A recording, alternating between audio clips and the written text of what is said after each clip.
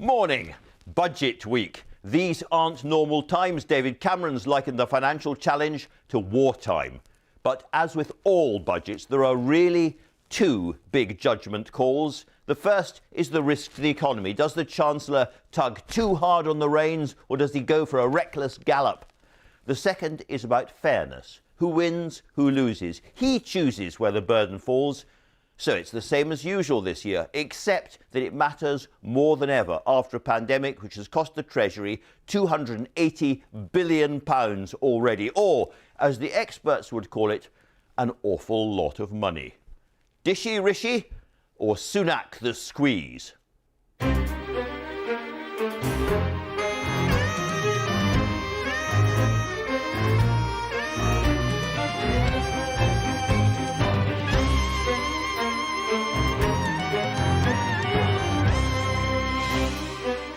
Well, today we'll begin to find out as the Chancellor, Rishi Sunak, joins me live in the studio.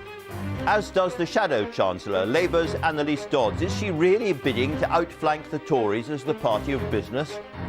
And as the Biden presidency beds down in Washington, I'm talking to one of the rising politicians who helped get him that job, Georgia's redoubtable Stacey Abrams.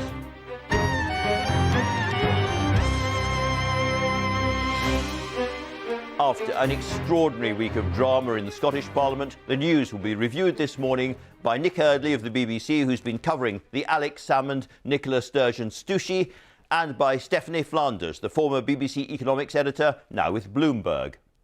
It ought to be a revelatory hour ahead. Let's get cracking, starting with the news headlines read this morning by Roger Johnson. Andrew, thank you. Good morning. Pubs, shops and other businesses in England will be boosted by a £5 billion government grant to help them reopen safely as lockdown restrictions are eased. The measure will be outlined by the Chancellor in his budget on Wednesday. Our business correspondent Katie Prescott has this report. The first signs of spring, and with them hope of new beginnings for businesses as lockdown eases. But it's not been an easy ride. To help reopen their doors, the government is offering new one-off grants to businesses that have been forced to close by COVID, replacing the current monthly grant scheme. Non-essential retailers will receive up to £6,000 for each shop they own. Hospitality, gyms and beauty businesses will get up to £18,000 per premises, as they're due to open with more restrictions or later in the year. And overall, 700,000 businesses will be eligible for the funds, which will be distributed by local authorities in England from April. Some businesses say, though, it's not enough. These little crumbs of acknowledgements and these little grants that come out really probably less than cover the cost of shutting for 1 month, and that might be some help for some small businesses, get them reopening. But the truth is the damage that's been done to balance sheets is very, very severe and will need a much more substantial package than this. In that package, businesses are hoping for an extension to the business rates holiday, the furlough scheme and the lower rate of VAT. But the Chancellor's treading a difficult path. Between spending to support companies like these and what borrowing to pay for it means for the future of the country's finances. Katie Prescott, BBC News. Whole families and households with primary, secondary school and college-aged children in England will be able to test themselves twice for coronavirus every week from home as pupils return to the classroom. It's part of a mass rollout of quick turnaround tests which are being used to weed out the more infectious cases. 2 tests per person will be handed out each week as part of the scheme. Regulators in the United States have approved a third COVID vaccine for use, the single-dose injection from Johnson & Johnson. The vaccination, which can be stored in a fridge instead of a freezer, is expected to be a cost-effective alternative to the Pfizer and Moderna vaccines. And an ornate Roman chariot has been discovered by archaeologists in Italy near the buried ancient city of Pompeii. It's believed that the 4-wheeled carriage would have been used for festivals or parades. It's a find which has been labelled exceptional because it is so well preserved. Following a volcanic eruption almost 2,000 years ago, it remains almost entirely intact. That's it from me. The next news here on BBC One is at 2:05. Back to you, Andrew. Very many thanks for that. And as ever, to the front pages. Let's start away from the budget with a very cheerful front page from the Mail on Sunday. These are figures from Public Health England suggesting that a single jab of AstraZeneca or Pfizer is giving 90% protection, a single jab, and it's particularly successful for AstraZeneca. So that's good news there. The Sunday Mirror is looking back a little bit on the passing of Captain Sir Tom. His spirit lives on, it says, and that appears on lots of front pages as well. There's the Sunday Express, but also there on the budget. Rishi's bounce back budget, it calls it. Lots of good news from the budget in the papers today. Sunak's £5 billion rescue plan for the high streets. You heard about that on the news. And again, Sir Tom there. The Sunday Telegraph has a slightly tougher line on the budget from the other papers. Sunak plots tax raid on parcels and freelance workers as well. Now, of course, in Scotland, there has been a really, really big political story of their own there. Alex Salmond giving his evidence to the Scottish Parliament. And here's Scotland on Sunday, for those of you who don't have it on the doorstep this morning. Scotland on Sunday says, ready for the fight of her life. And you can see Nicola Sturgeon glancing through a door there. We'll be talking about that in a moment. And then finally, the Sunday Times. There's another budget story. Stealth rise in income tax to pay the COVID bill, it says. So let's get going. Stephanie, let's start with you, since you're our economics expert this morning. That Sunday Times story, stealth rise in income tax. We know that sooner or later, Rishi Sunak is going to have to raise taxes. And the question is where. And this suggests he's going for a very, very traditional route of taxes that we don't notice quite so much. Yeah, and they're not necessarily stealthy because we are used to them happening, but it's harder to see them, especially when it's tax rises on money that we don't have yet. It's money that we're going to see through potentially pay rises over the next few years. So they are quite a clever way over the years for chancellors to raise serious money over time. These are tax thresholds, the point at which you start to pay higher rates, being frozen. Yes, it's a nice. The American word for it is bracket creep, which I quite like. But it's as your income goes up, you're paying more tax overall because the allowance has not gone up. But it's not. He's looking. I think he's going to have to find ways to raise taxes as a general agreement that a relatively small amount of the austerity, if we get any over the next few years, to try and reduce the hole in the public finances left by COVID, is going to be done by spending cuts. He's taken 10 billion out of the non-COVID spending for this year already, but I think most of it is going to be tax rises. Things like personal tax allowances. We hear from Sunday Telegraph it probably will be things like extra tax on online delivery because they've done so well in the pandemic, and potentially self-employed. And that corporation tax rise, if it comes, would be quite interesting, because that was a real part of George Osborne's agenda, bringing the tax rate down after by Brexit, 10 percentage points. Yes. Indeed. Stephanie, thanks very much. Let's talk about tax raises a little bit more, Nick, because there's a lot of Tory party hostility to the idea of raising corporation taxes, aren't there? I think John Redwood has got a piece in the Mail on Sunday there. There is. I think we can see it here. And this is the concern that Labour have, and that many Conservatives, backbenchers, have as well, that as soon as you start to raise taxes and give people a bit more of pressure in that sense, that could dampen the recovery. So John Redwood saying here, simple law of nature.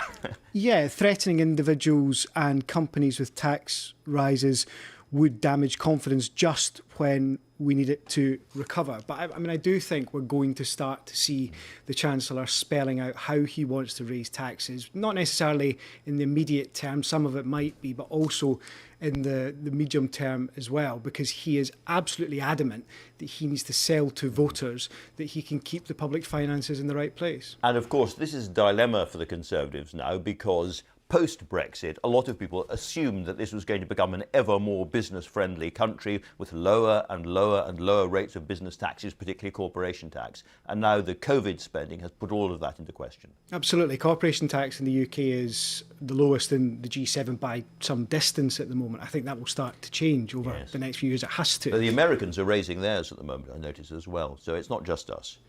Stephanie, you were mentioning there's changes to the economy, and there's an interesting piece in The Observer about home working revolutions and what that means for the shape of the economy, I suppose, particularly city centres.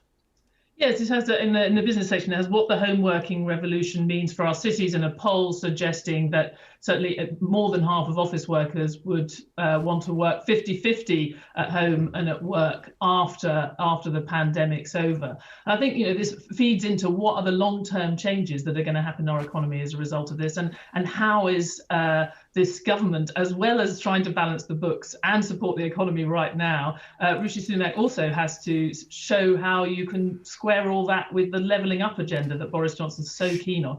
And the main thing that towns and cities have tried to do to regenerate and create jobs over the last 20 years has all been about the city centre. If that is going to change, then that whole levelling up plan has to change as well. And to be clear, that's because office workers are no longer walking past getting their coffees and their sandwiches and their lunches and perhaps doing a little bit of retail therapy en route. If that goes, then the city centres have to rethink entirely.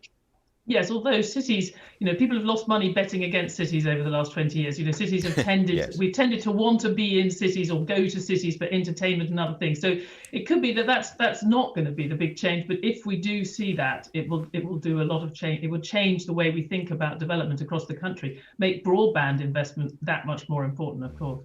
Yeah. Nick, superstitious theatre-goers used to refer to Macbeth as the Scottish play. You have had a front seat in the Scottish play this week, which is Alex Salmond in front of the Holyrood Parliament, giving his side of the story in this extraordinary row with Nicola Sturgeon. Before we get into any of that, what was it like?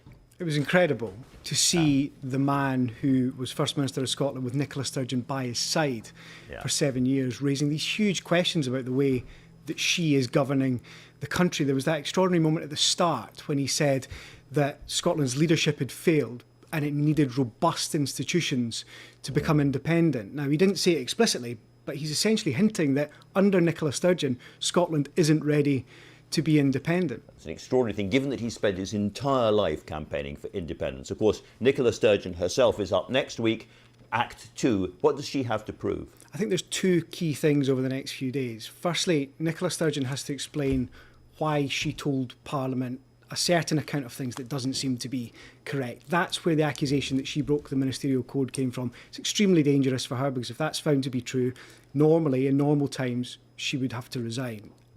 Not many people are confidently predicting that Nicola Sturgeon would resign, but that's the most dangerous part for her.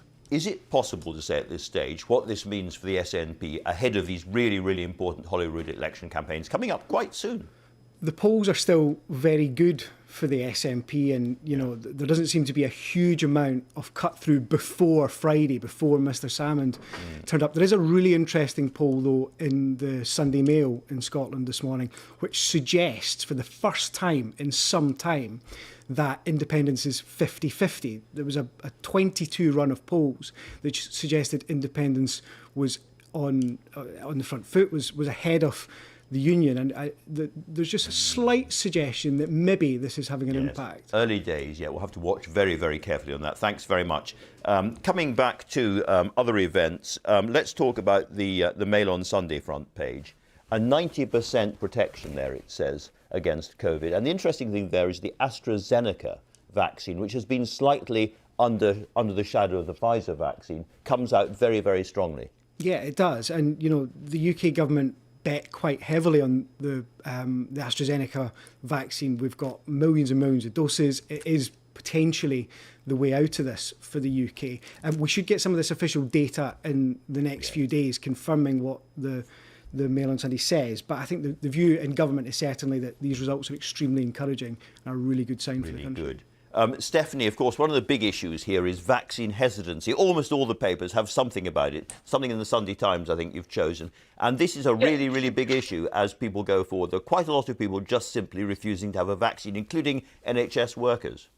Well, I think, and that's the really striking aspect in the Sunday Times, is more than 200,000 NHS and care staff have not had jabs. Now, not all of that is from people refusing it, but I think, we saw the power of the Queen's example, trying to use that this week. Arguably, if you've got your nurse that's giving you the vaccine, if that healthcare worker has not taken the vaccine, that could potentially be much more damaging. But I think, just to put it in perspective, I think we should remember that coming into this, relative to other developed economies, we had a much greater willingness to take vaccines than France, the US, than others, more than 70%. So I think we still are quite lucky coming coming into this that people have not, there hasn't been a big anti-vaxxer movement, but clearly it would be very worrying if we saw it in this sector. And it's not going away as an issue, presumably, because so many businesses want vaccine certificates or vaccine passports as they reopen. And there's a big political row about whether that's discriminatory or not. And if you have a rising number of people or a still sort of fixed amount of people who just won't take it, then that complicates the politics of that for Boris Johnson. So it's going to be a really thorny debate for everybody. Very interesting. Stephanie Flanders from Bloomberg Economics and Nick Eardley from the BBC. Thanks both very much indeed. And so to the weather. Coming a little faster than promised, like the vaccine rollout. Reaching every part of the country, like the vaccine rollout. And just as welcome, it isn't the vaccine rollout, it's spring. Over to Ben Rich in the weather studio. Ben. Hi there, Andrew. Thank you. Very good morning to you. Yes, it does feel that way, doesn't it? Today, meteorologically speaking, is the final day of winter, the final day of February. Spring for meteorologists starts tomorrow. For most, it's a fine-looking day, although there is a bit of fog that's developed in one or two places. You can see some of that across eastern parts of England on our earlier satellite picture. Some areas of cloud across parts of Northern Ireland and Western Scotland. The cloud in Western Scotland may just squeeze out the odd spot of rain. But for most places, the mist and murk will clear. We'll see long spells of sunshine today. Still staying quite cloudy, I think, for some eastern and southern coasts of England. A little bit breezy for the south coast as well. But for most places, yes, it does feel quite spring-like out there. Top temperatures this afternoon getting up to around 12 or 13 degrees. A little bit cooler if cloud, mist and murk lingers where you are. Now, as we head through this evening and tonight, a reminder that it is still quite early in the year. It's going to get cold under clear skies. We'll see some fog patches developing as well. More generally cloudy, misty, murky weather across the southern half of Wales and the southern half of England. That'll hold the temperatures up. But where we see clear skies, we will get down to freezing or below. It's a fine week ahead for the most part. Lots of dry weather, some spells of sunshine, but if anything, it's actually going to turn a little bit cooler as we head through the start of March. Andrew. You have been warned. Now, this week, Sir Keir Starmer told the House of Commons that now is not the time for tax rises on families and businesses. The Shadow Chancellor, Anneliese Dodds, is with me now. Anneliese Dodds, if not now, when? Good morning. Well, it certainly shouldn't be right now in terms of immediate tax rises, and yet that's of course what we're seeing with council tax rises that the government is forcing onto local authorities, up to 5% for struggling families. That's not the approach that's being taken by other countries. You know, we're an outlier both in having had the worst economic crisis of any major economy, but now also in having a government that seems to be focused on increasing tax right now on families when other countries are focused on securing the recovery. Do you agree, however, given the vulnerability of the economy to interest rate rises, that you can't simply carry on borrowing and borrowing and borrowing, and therefore at some point taxes have to rise? Well, of course, we can't assume that interest rates will stay exactly as they are for the future. But, you know, there are two things that we need to do. First of all, we must stamp out the appalling waste, mismanagement, poor targeting that we've seen during this crisis. That would be reducing the bill in the first place that we're facing because of this coronavirus crisis. But then secondly, we must be securing jobs for the future, keeping businesses going, because currently our tax base is actually shrinking. We're seeing people lose their jobs, businesses going to the wall. The Chancellor should be focused on keeping them going. Otherwise, he'll have less to tax in the first place. That brings me back to my first question, which is at some point, the tough political decision has to be taken that now is the time to tax, particularly businesses, which have done quite well during the pandemic, higher. And that has to happen at some point. Well, my question to you as Shadow Chancellor is when? Well, Andrew, we've needed to have changes to the tax system for a very long time. You know, you look at corporation tax. Over the last 10 years, Conservative-led governments have pulled us further and further away from the mainstream on corporation tax, and that hasn't increased investment. So there does need to be change. But the big question is, why are the Conservatives focused on this right now? The Chancellor himself.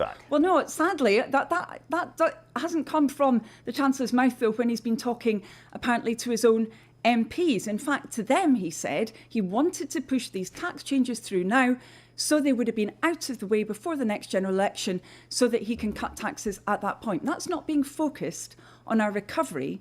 That's being focused on his own party's prospects at the next general election. So to be clear, if the government, if the Chancellor, we don't know yet, but if the Chancellor proposes raising corporation tax in the budget, Labour would vote against that? If there's a long-term plan for changing the corporation tax regime, we will look at that favourably because, as I say, we've been critical but a short-term of the plan fact that you'd the vote Conservatives against. pulled it again. Well, they have a short-term plan, of course, to increase council tax, which is most definitely harmful. And I would be concerned about additional taxes on business right now, particularly if there aren't changes to allowances, etc.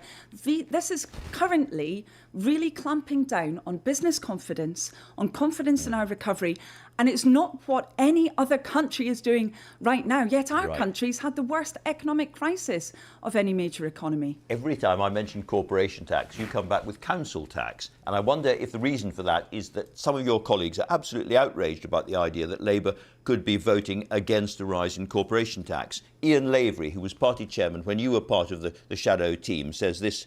He says, if the rumours are correct and we end up with the grotesque sight of Labour whipped into voting alongside right-wing Tory rebels to defeat a meagre corporation tax rise that would only affect those who've done well out of the pandemic, I fear for the future. What do you say to him? Well, look, I have a lot of respect for Ian, but he's got this one wrong, unfortunately, because you're not actually, gonna vote when that way. we talk to businesses right across the country, as I have, what they're really concerned about is confidence. They don't want to see a Chancellor who's focused on politics, who's focused on getting any changes through right now so he can wash his hands of them before the next general election. Instead, they want that focus on jobs and businesses. And sadly, that's not what we've seen from this Chancellor. Why have we had to wait for so long for decisions on things like the continuation of the business rates holiday? So those are all questions for them. But so far, you haven't been able to tell me when you would raise business rates, business taxes. Let me ask you about something else, which is furlough, another very, very difficult choice to be made by all politicians, because there is a great debate about when the furlough scheme should end. We're expecting the restrictions to end in June. Some people say the furlough scheme should end then or in the summer. The TUC says at the end of the year. What's your view? So we've said the furlough scheme, first of all, can't continue as it is. It must be reformed. It must include training. It hasn't, and we've continually called for that. And abuses within it must be stamped out. But then the government has got to use this scheme, as well as a holiday in business rates, to build confidence. That means being very clear, and the Chancellor should be clear, that for as long as there are health-based restrictions, and for as long as there's a heavy impact on demand because of those restrictions, there will still be availability of wage support. He needs to do that. It's what's been done in other countries. In terms of timing, what does that mean? A heavy impact on demand. What does that mean? The furlough scheme for the rest of this year, a year going ahead? What does it mean? Well, it means that it needs to be linked to the impact. You know, we've had the Prime Minister saying data, not dates, and yet, unfortunately, his government has been driven by arbitrary dates rather than being driven by the needs of either the public health crisis or the economy. The focus must be on securing that economy for the future. OK, let me try one other area then, which is universal credit. Again, you know, there's the £20 uplift, and we know it's expensive, £6 billion a year and all the rest of it. It reaches a lot of families. And again, there is a debate about how long it should go on for. Some people are saying it should carry on for 6 months, some people a year, some people say it should go on forever. Again, what is your view? Well, in the near term, what we've got to do is be clear to families that in the middle of a pandemic, they should not be seeing £20 less a week coming in when they're struggling. So the Chancellor's got to be clear on that. He should have been clear on it many weeks ago, but at the very least, he should be clear during the budget that during the pandemic, we will see that £20 uplift maintained. But in the longer term, what we really need to see is reform, radical reform, indeed scrapping that universal credit system, because it simply has not worked for families. You look at the self-employed, for example, we'll come on to and those what in a they've second, struggled Vivian. with. But, I mean, you want your own scheme, that's clear, but you're not in government. The election's years away. People need support and need to know what's going to happen right now. That £20 uplift is incredibly important for some of the most struggling families to balance their budgets right now. What is the case against Labour saying keep the £20 uplift for good? Well, look, we've set out a range of different measures that we want to see in relation to universal credit. We also want to see, for example, the initial loan turned into a grant. We want to see a scrapping but this is a simple, of the cap. straightforward. And we want to make sure that families have the support that they need for the future. That's why we said during this pandemic, we said it many, many months ago, and the government is trailing in the wake of this, that we needed to see that uplift maintained during the pandemic. But I'm not going to abandon our commitment to reform universal credit because I'm it's not needed. expecting you to. I am just slightly, in fact, quite a lot perplexed at the moment, because it seems to me that supporting an in perpetuity £20 extra on universal credit is exactly the kind of thing that a Labour Party coming out of a pandemic could say yes to, and you can't. Why not? But Andrew, we've been clear that we don't want to stick with this system for the reasons that I've just set out. It's been shown to manifestly not support people in the way that they need. It's missed out huge numbers of people who've needed support. People have got to wait for 5 But it's what there is weeks now. It is what there before is they now. get that help. And that's why we've said to government some time ago, be clear about that £20 uplift while we're in the middle of this pandemic. Actually get rid of that 5-week wait as well. I understand this is a very difficult time to be in opposition, because you've got a Conservative Party which is spending and perhaps in due course taxing higher than before, and it's a pandemic and a national crisis and all of that. But a very simple question for you and for the leadership. Are you simply too timid? No, I don't think we are. Quite the opposite. And if you look back to, for example, a few months ago when Labour called for a circuit break, many people at that point said, no, this isn't the right thing to be calling for. But actually that kind of bold action, unfortunately, could have put us in a much better position, would have meant we didn't need to have that very, very long, very intense lockdown to the same extent that we saw following it. So I would definitely reject that characterisation. All right, Anneliese Dodds, thanks very much indeed for coming in to talk to us. Now then, one of President Biden's most notable wins in November's election was in the state of Georgia. Against the odds, Georgia went blue, not red. The prominent Democrat Stacey Abrams has been credited with that unexpected victory because of her vast success as a champion of voting rights for minorities. The backbone of democratic values are African-American women who work their butts off to get people out who often don't get the credit. And Stacey Abrams in Georgia brought the Trump presidency down. If that happens, in other words, if you're still waiting for Pennsylvania and you get Arizona and Georgia, Stacey Abrams and Lucha wind up having the biggest impact at the end of the thing. Unbelievable. Abrams has also been lionised for the major difference she made in Georgia's 2021 US Senate election, which gave the Democrats crucial control over the Senate. I spoke to Stacey Abrams earlier, but first, here's a clip from a new documentary she has co-produced. It charts the sinister history of voter suppression of African Americans from Civil War times to the present day. Ladies and gentlemen, Stacey Abrams! We talked to people. We met them at their doors, we met them at their churches, their mosques, their temples, their shrines, their synagogues. I went to Dragon Con and one music fest. I also talked about real issues. I talked about my brother and his fight with drug addiction and incarceration. From its inception, the United States has had the ideal of inclusion, but we have struggled mightily to meet it. That African Americans were considered inhuman, women were silenced, that Native Americans weren't even included in the conversation. The stain of voter suppression began with the inception of this nation, and it hasn't abated. This documentary argues that if voter suppression hadn't happened, you would have become governor of Georgia in 2018, and you worked very hard against voter suppression ever since. But let me ask you, was the situation really any better last year? We were able in 2020 to mitigate many of the most prominent acts of voter suppression. But what's so important about All In the Fight for Democracy is that by understanding the origin story of voter suppression, we are now able to better identify it when it occurs. Even though we were able to ensure that during a pandemic, millions of Americans could vote by mail, we know that there were still 4 states that denied that right to most of their citizenry. And since the 2020 election, we know that 42 legislative bodies have introduced more than 250 bills to further restrict the right to vote.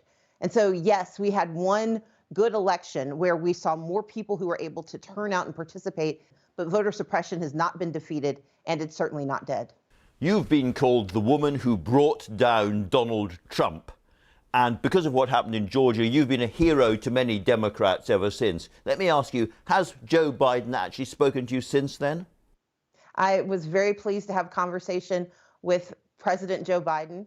He not only was very congratulatory of the work that we were able to do in Georgia and around the country through Fair Fight, We also worked together to ensure the election of the first Jewish senator, John Ossoff, and the first Black senator, Raphael Warnock, from the state of Georgia, to ensure that the U.S. Senate had a Democratic majority. Because the work that President Biden needs to accomplish is going to require partnership with the Senate and the House. And we're watching that play out right now as we push for COVID relief in the United States.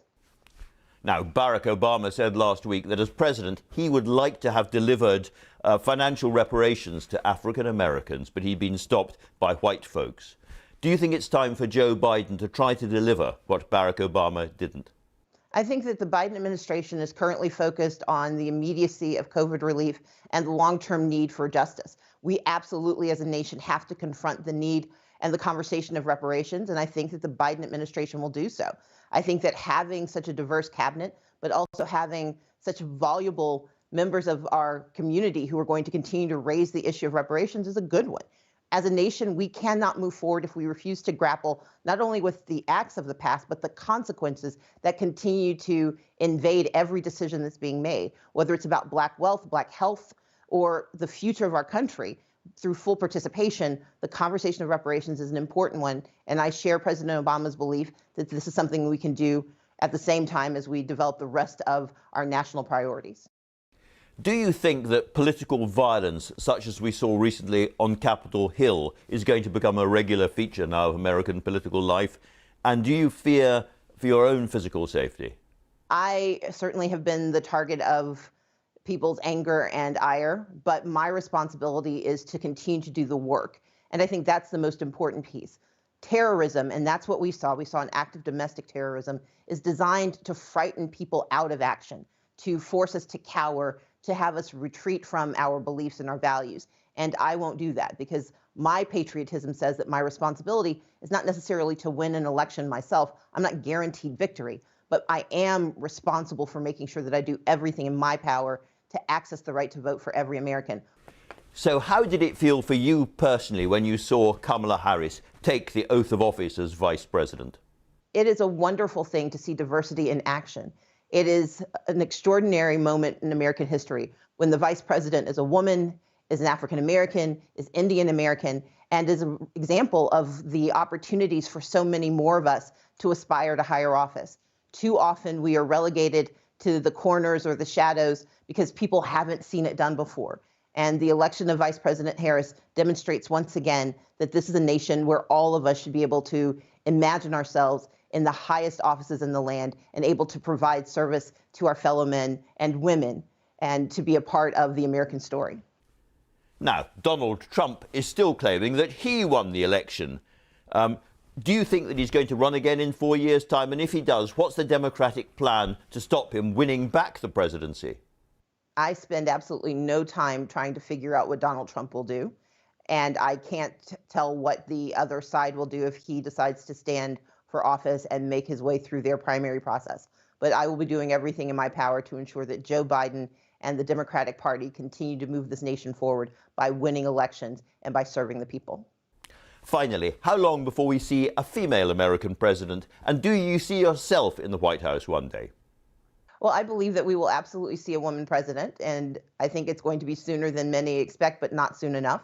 And yes, I do hope one day to run for president. But before I think about that, my responsibility is to focus on defending our democracy, ensuring that COVID relief actually reaches the most vulnerable and disadvantaged in our society, and that any of the work we do for recovery, whether it is racial or economic, that we reach every community in need and that we provide the services to which every American should be entitled. Stacey Abrams, thanks very much for talking to us. Thank you so much, Andrew. I appreciate it. Now, my final guest is a man who's borrowed almost £300 billion, the Chancellor of the Exchequer, Rishi Sunak. Rishi Sunak, given where interest rates are at the moment, is it your intention to carry on borrowing until we get out of this completely?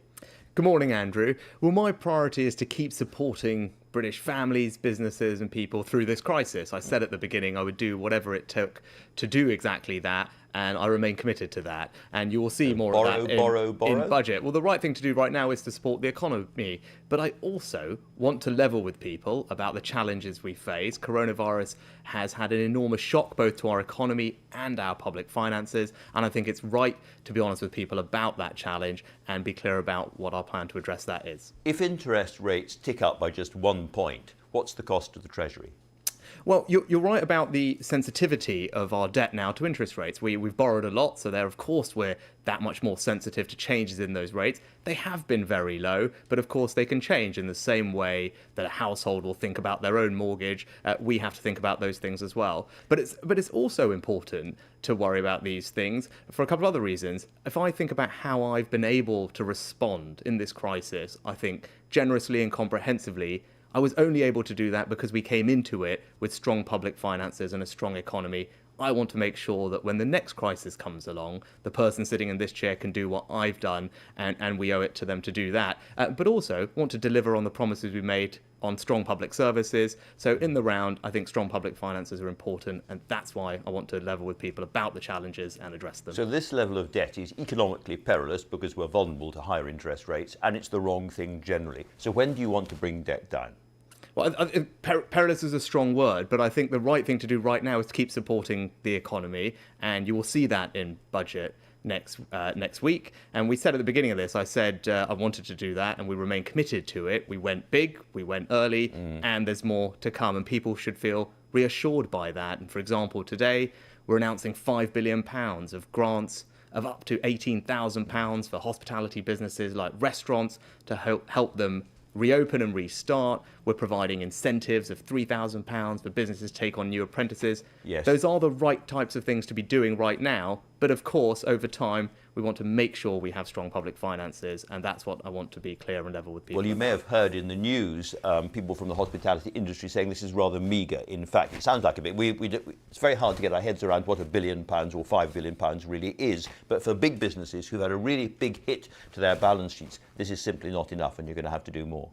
Well, if you think about a typical restaurant or pub, they would have rent on an average year of somewhere between £14,000 and £20,000. I mean, it will vary substantially. So grants of up to £18,000 to help you reopen over the next few weeks and months should be put alongside that. And together with furlough, for example, we've taken care of the two big costs over the past year that many of these businesses have. But I of course, it's difficult out there for many of these businesses. They've been brilliant at trying to adapt. We want to support them as they reopen, and I want people to be reassured that we will have support in place to help them move along the Prime Minister's roadmap as we move forward on that path. And does this programme replace furlough? No, this is a cash grants programme that provides cash grants of up to £18,000 for hospitality and accommodation and leisure businesses. We've had grants in place throughout this crisis, but we wanted to be generous now as we exit the restrictions, help these businesses reopen and protect the 2 million jobs that are in these industries, which are really important to me. Right. Staying with the really big picture, we've talked about debt and the huge amount of debt in the economy. At some point, that has to be paid back, or you have to start paying it back. And you can't tell me at the moment when that point would come.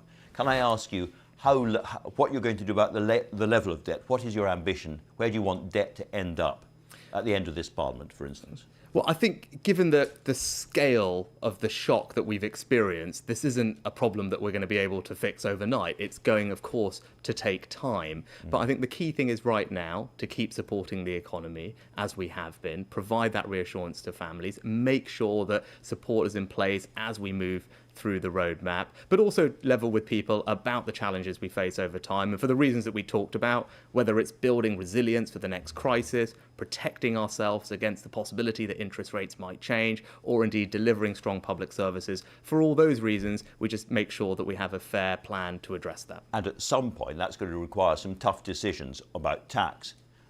Your predecessor, Philip Hammond, suggests that you may not be prepared to be unpopular enough in that regard. Can I ask you, do you accept that some businesses have done quite well during this pandemic?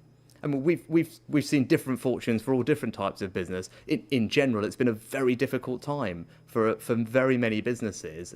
Over 650,000 businesses, for example, will benefit from the cash grants that we're putting out today. Those are businesses that have been asked to close at various times. They will open with restrictions. They employ, as I said, over 2 million people. And I want to try and protect as many of those jobs as possible. And those businesses and those jobs need our support. So, but you accept that some have done well. I'm thinking about the online businesses and some of the supermarkets and so forth. Should they be paying back a bit more now? Well, or soon, at any rate. Well, I can't. Unfortunately, I'm not going to go around that thing of asking you for every tax rate, and you say wait till Wednesday, and I say yes, but what about? And you say wait till Wednesday. But on the principle, should those who've done well during the pandemic be paying back? You talked about online businesses, and we've put in place something already to tackle the tax on those types of online marketplace businesses. It's called a digital services tax. I put it in place at the budget last year, and what I'm doing now is working with my counterparts internationally through groups like the G7 and the G20 to reach an international agreement on how to tax these large multinational digital companies properly, and that can hopefully replace our own digital services tax. So that's something that we're already looking at. And Amazon's net profits have gone up 84% during the pandemic. Are you against the idea of a windfall tax in principle? Again, so I'm fortunate that I can't comment specifically on taxes like that, Andrew. So, but and I know it's frustrating for people watching, it's frustrating for you, but that's because talking about specific taxes can have an impact on companies and markets. It's appropriate that happens at budget. One thing that unites David Cameron, who's comparing this to a wartime budget, and Sir Keir Starmer, leader of the opposition, is that they both say now is definitely not the right time for corporation taxes to rise. Are they right? Well, now is the time to keep supporting the economy, and that sounds like you agree with that. That's what I have been doing, and that's what we will continue doing, as you're seeing from today's announcement in particular, because we've got a roadmap. We will work our way through that roadmap along that path. Support will be in place for businesses and families through that path, but it's right to level with people about the challenges we face in our public finances and our plan to address those. And you talk about Keir Starmer, it's not obvious to me that the Labour Party themselves even know what their position is on all of these things. And what I want to do is, rather than ignore the problem, as some people might want to do, or worse, pretend there's no problem at all, I think that's wrong, and I want to level with people and address the problem. But if you're going to level with people and be straight with people, that must mean at some point tax rises go up. And I'm trying to find out whether that includes corporation tax. And Andrew, again, I appreciate you would like to be able to talk about this now, and I just can't, and I'm sorry about that, but it's right that we talk about these things in the round at budget. Did you tell Tory MPs that you're going to raise taxes now so that you could cut them before the election? No, I don't recognise that, and I think anyone, given the shock that we've had over the last year and the economic uncertainty we face, it would be brave for people to know exactly what was going to happen in 3 years. What I'm focused on right now is preparing a budget that provides support for people and businesses and families through the remaining stages of this crisis, is honest and levels with people about the challenges in our public finances, and also talks about the future economy that we're trying to build. OK, can we get one thing at least straight? In what's to come, without going into any details or any particular taxes or anything else, you can promise me today that you will stick by your election manifesto promises. Well, again, you're asking me specific questions about just asking, are you going to stick with Andrew, the election? The budget's in just a few days' time, and we will talk about all of these things there. But what people Chancellor you talk about, hints he's going to break election manifesto well, no, promises. you talk about promises. We remain committed to delivering those promises, particularly on public services. 50,000 more nurses, 20,000 more police officers, 40 new hospitals, and investing in infrastructure across the country. That people elected us to do those things, and they also elected us because they trust us with their money. They trust us to be honest with them. They trust us to deliver for them. I take that responsibility very seriously, and that's what we will deliver. They elected you, you say, because they want to trust you and that you're going to deliver on your promises, but you can't say to me you're going to deliver on your tax promises. Again, because it's specific questions about tax, Andrew, it is tricky. It's general. But it's general. On Wednesday we'll have a budget, and of course everything will be there. But look, Sorry, well, in that case, let's turn to the people who've been badly affected, in particular, by this pandemic. And if you look at the ONS figure, it's very, very clear that it's people under 25 who've had the hardest hit in employment terms. Is it right to do something special for them? Well, you're absolutely right. They have been the hardest hit. And I think we spoke about this on one of your previous shows. And that's been uppermost in my mind from the beginning of this crisis, which is why way back last July, we set out our plan for jobs. And a key part of that plan for jobs was something we created called the Kickstart scheme. And what that does is fully fund from the government high quality jobs for people up to that age, exactly the ones that are most at risk of being furloughed, working in the affected sectors. And it was important to me that we did that. We did it early. It's going to help 250,000 young people. And we've already found 100,000 of those young people great jobs to go to. I remain committed to doing what I can to protect people's work, get them into good work. And the Kickstart scheme, I think, is a fantastic example of us doing exactly that. Well, one very, very simple thing that you could do is extend the £20 extra on universal credit, at least for the year ahead. Can I ask you, what's the case against doing that? Well, in case with all our support, a budget will set out the next stages. I know that that's been very important and it's helped people. It's just been one part of our plan to protect people. And actually what the evidence and the analysis shows that our interventions have protected those people on the lowest incomes the most. And that's something that I'm proud of. And if you look at what's happening next year already that we've announced, the national living wage is going up by more than inflation, which will deliver around £350 pay rise to those working on the national living wage.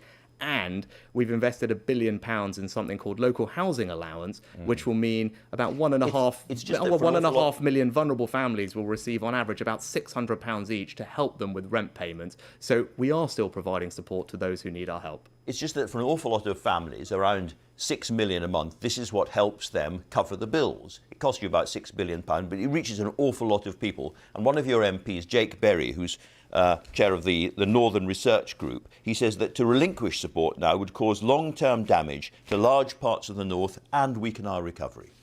Well, I'm proud of our actions over the past 12 months because they have helped those who most need our help. And as I've said, no, we're looking forward now. Yeah, and as I've said, there will be more support to come at the budget on Wednesday. The Prime Minister's roadmap sets out the path on which we will travel to exit the restrictions, and we will make sure that we support people along that path. But we've already announced things for next year, like the national living wage, which will put more money into those families, and things like local housing allowance, which will help them with rent, and indeed another £670 million to help around 3 million vulnerable families with their council tax bills worth around £150 each. So there's lots we're doing to help those who need our help the most. We are still now in the teeth of the pandemic. Are you going to extend furlough?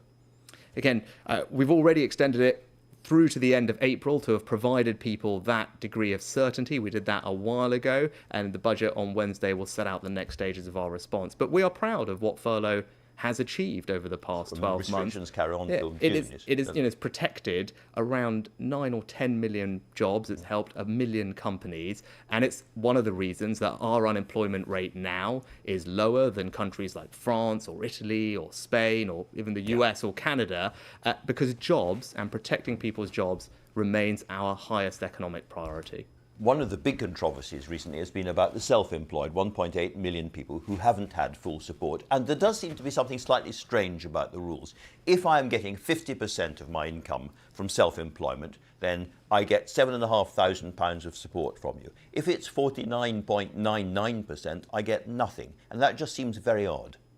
Well, if you look at our support for those who are in self-employment and compare it to almost any other country around the world, it is more comprehensive and more generous. We've spent almost £20 billion protecting those who are self-employed. Now, when we designed the scheme, because we don't have perfect information about those who are self-employed, we don't know their particular circumstances, we worked with various industry bodies to try and see what's the best way we could try and target this support so the taxpayer is focused their support on those who need it the most.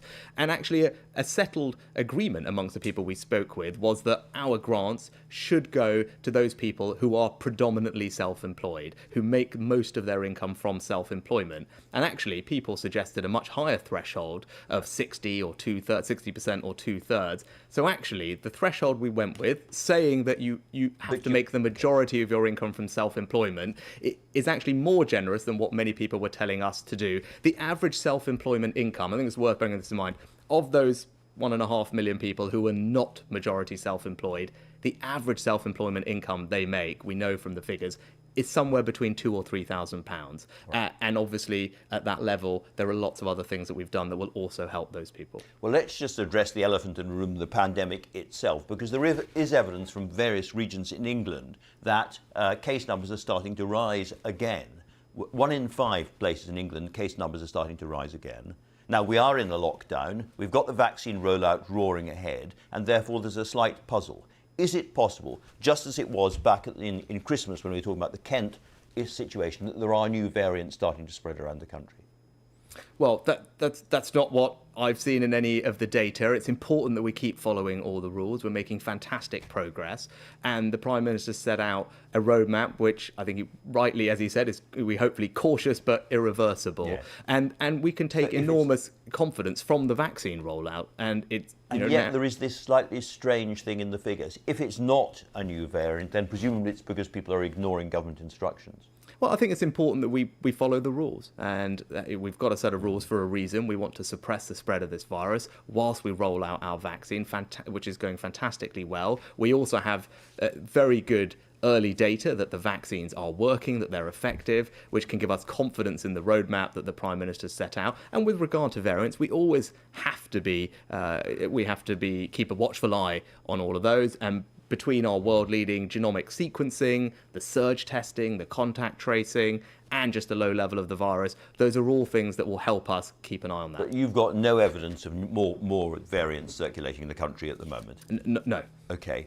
This is a perilous moment in some respects. I use that word again, but the summer's coming, the weather is better, there are more and more people outside. Is this a possible moment when we take our foot off the brake and the country goes through the same kind of thing that we saw first time round, when we opened up quite quickly and then there was a huge second surge and we've been living with the consequences ever since? Is this a similar kind of moment potentially? Well, the big difference between last year and now is that we are vaccinating everybody with vaccines that the data shows are highly effective. That's the enormous difference we have. We're making great progress, and it's fantastic to see what the NHS is doing with that. I would urge everyone to go and get their vaccine when it's their turn, and that's what can give us confidence that the roadmap that the Prime Minister has set out, with the dates spaced as they are to allow us to look at the data as it comes in after each step, provide a cautious but irreversible route back to freedom and our lives getting back to normal. Well, let's remind ourselves about one memorable moment during that first period.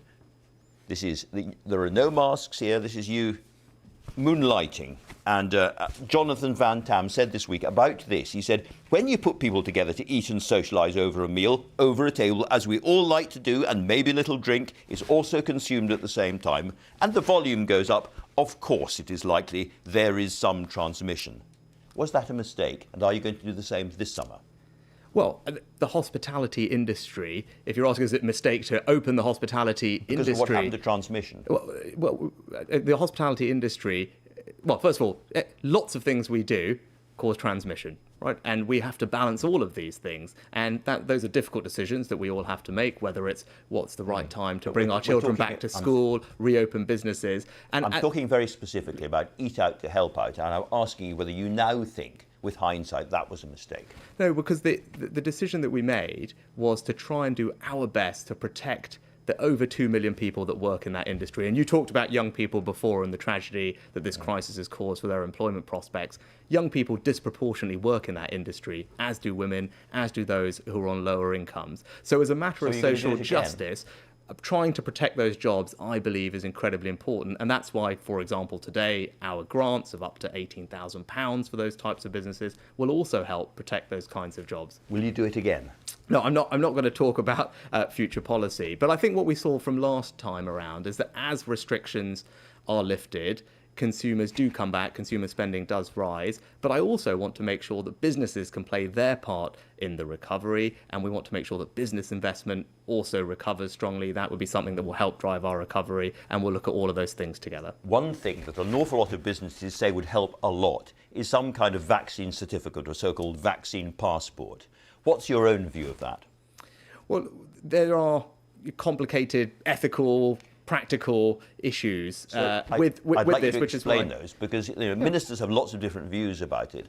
My question is, once every adult in this country has been offered a vaccine, what is discriminatory about refusing to let people into a restaurant or a club or whatever it is if they haven't been vaccinated? Well, not everyone is able to have a vaccine for health reasons. For some, to give you one particular example, and then we need to make sure that there would be a robust way to verify everyone's vaccine status, which is why the Prime Minister has established a review, and we will look at exactly all of these questions and work with business and others to see what the right answer to this question is. Obviously, it's a complicated but potentially very relevant question for helping us reopen, particularly those parts of our country like mass events. So that's what the committee and the review will do, is work through all of those questions, and then we will come to a view on this in a few months' time. And what is your own personal opinion about vaccine certificates? Do you think they could be helpful for the economy? Well, I think I want to go through, I don't want to preempt the findings of the work that we're going to do, bringing together both our health and scientific advisors, working with business and others. But also, that's the right way to go through this, right? This is a new thing that we're confronting. It's right that we work through the challenges, raise the issues, see what can be addressed, see what the benefit is, and do that in a sensible and pragmatic way.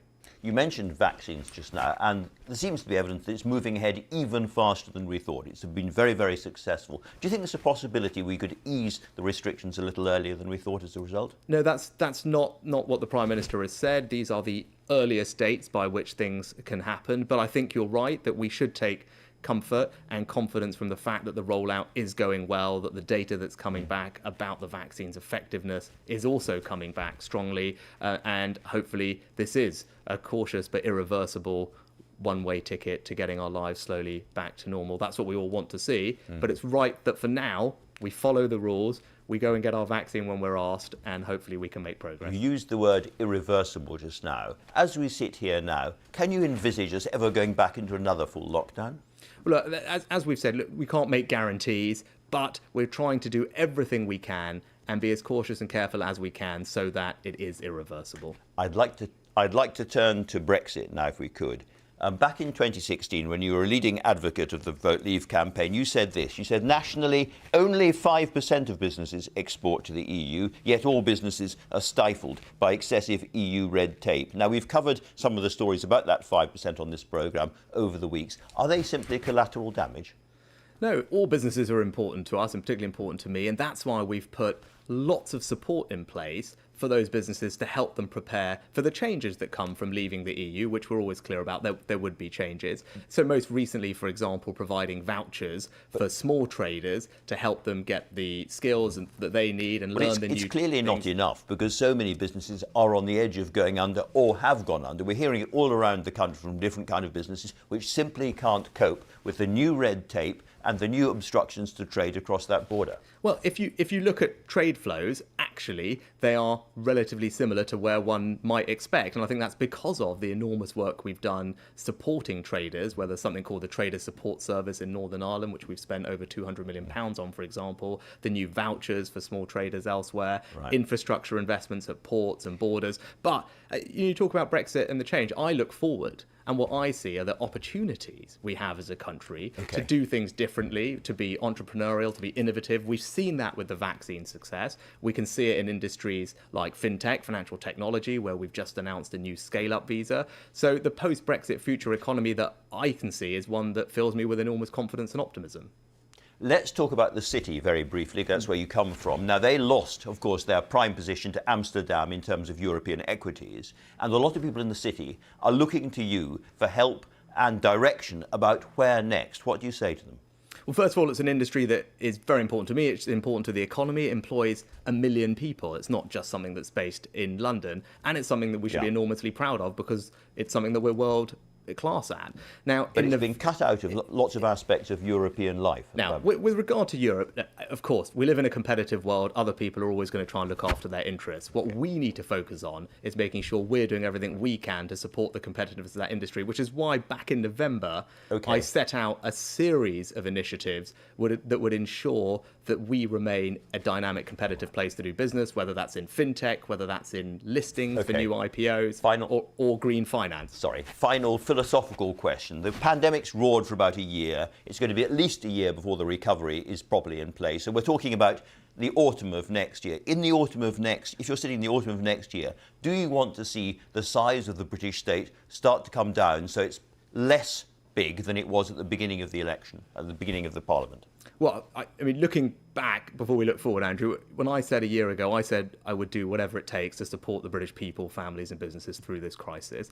We were faced with an extraordinary situation. It required the government to do, and me, to do things that we hadn't ever done before. I believe those were the right things to do, to have acted in this way. And next week you will see us continuing to do that to support the economy through this difficult time. In the long run, do you think the state should be bigger or smaller?